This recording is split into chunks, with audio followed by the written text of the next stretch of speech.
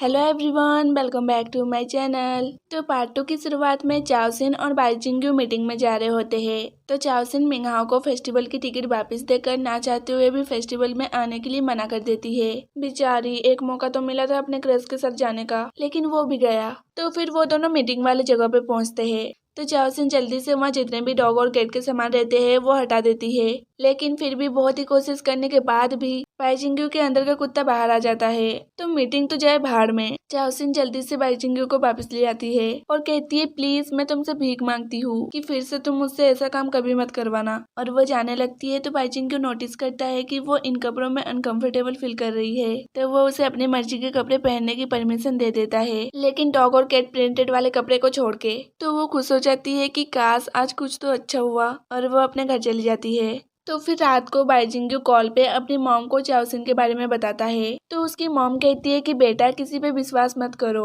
और किसी को अपनी बीमारी तो मत ही बताओ। तभी वहाँ पर बिन बुलाए ठरकी अंकल आ जाते हैं। यही महाशय है जो बाईजिंग्यू की कंपनी छीनना चाहता है। तो फिर अगले दिन चाओसिन को बाईजिंग्यू का कॉल आता है। वो कहता है कि तुम्हारे डेस्क के नीचे एक बॉक्स है, उसे जल्दी से इहाओ होटल में डिलीवरी कर दो। तो वो कहती है कि क्या मैं तुम्हारी डिलीवरी कर लूँ, लेकिन उसको करना तो होगा ही। तो वो जल्दी से बॉक्स होटल में लाके बाईजिंग्यू की टेबल पे रख के जाने लगती है।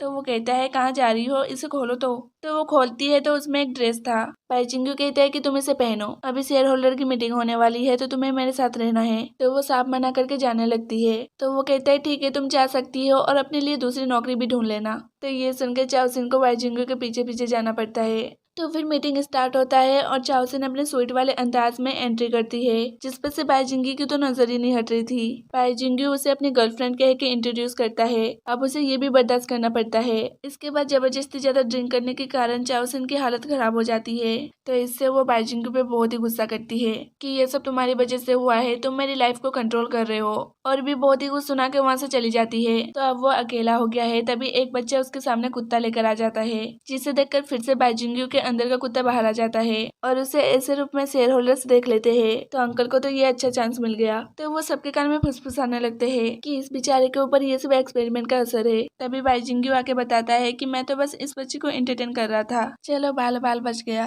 दूसरी तरफ चाओसिन बाईजिंग्यू के बारे में बकबक करते करते घर जा रही होती है कि तभी उसे रास्ते में बाईजिंग्यू के डैड का एक वफादार आदमी मिलता है और वो चाओसिन को बाईजिंग्यू की पूरी कहानी बता देता है, जिसे सुनकर उसे रियलाइज होता है कि बाईजिंग्यू सही में मुसीबत में है। तो उधर अंकल बाईजिंग्यू के पास एक कुत्ता ले आते हैं और वो उसे जानबूझ के कुत्ते को टच करने के लिए कहते हैं, लेकिन सही समय पे चाओसिन वहाँ आ जाती है और कुछ बहाना करके बाओजिंग को वहाँ से ले जाती है। तो फिर बाओजिंग उससे पूछता है कि तुम तो मेरे से गुस्सा थी, तो तुम वापस क्यों आई। तो वो बताती है कि तुम्हारे लिए मेरी राय बदल गई है, आई थिंक तुम अच्छे इंसान हो। और यहाँ पर उनकी थोड़ी थोड़ी दोस्ती भी हो जाती है। तो फिर अगले दिन चाओसिन शॉपिंग करके अपने घर आती है तो उसे बहुत ही बुरा झटका लगता है, क्योंकि उसका सारा सामान गायब है। मकान मालिक उसे कहती है कि कांग्रेचुलेसन, तुम्हें एक अमीर लड़का मिल गया है और उसने तुम्हारा बकाया 2 मंथ का रेंट भी पे कर दिया है। अब तुम्हें रेंट वाली घर की क्या जरूरत, तुम तो अब अपने बॉयफ्रेंड के घर में रहोगी। ये सुनकर चाओसिन को बहुत ही गुस्सा आता है। तो वो फौरन बाईजिंग्यू के घर आती है और कहती है कि ये सब क्या है। तो वो कहता है कि तुम मेरी गर्लफ्रेंड हो, तो ये तो नॉर्मल है कि तुम मेरे साथ रहो। तो चाओसिन कहती है कि वो बस एक्टिंग थी, एक्टिंग। तो बाईजिंग्यू कहता है कि मुझे पता है, बट अंकल और बाकी सबको तो ऐसा लगता है कि तुम मेरी गर्लफ्रेंड हो। अब हमें साथ में ही रहना होगा ताकि अंकल को शक ना हो, वो मेरे ऊपर जासूसी करने में लगे हुए है। तो चाओसिन कहती है कि मैं तुमसे भीख मांगती हूँ, प्लीज मुझे बख्श दो। और वो जाने लगती है। तो बाईजिंग्यू कहता है कि कैसा होगा अगर मैं मिंगहाओ को पाने में तुम्हारी हेल्प करूँ। वो कहती है, ये कैसे हो सकता है। तो वो कहता है कि क्यों नहीं हो सकता, मैं बॉस हूँ, तुम लोगों को करीब ला सकता हूँ। तो वो कहती है, ओके मेरा रूम बताओ। तो बाईजिंग्यू उसे उसका रूम बताता है, जहाँ उसने चाओसिन के लिए हर एक चीज रखा था, स्किन प्रोडक्ट से लेकर खाने पीने की चीज तक। लेकिन वो कहती है, मुझे ये सब नहीं पसंद। बट वो मन में इतने बड़े रूम और इतने सारे सामान को देखकर बहुत ही ज्यादा खुश हो रही थी। अब वो यहाँ है तो उसके दोनों बच्चे कहाँ जाएंगे। वो मोफू और टोफू को भी यहाँ ले आती है, जिन्हें देखकर बाईजिंग्यू की हालत खराब हो रही थी। तो इसके कारण उन्हें भी अलग अलग रूम दिया जाता है।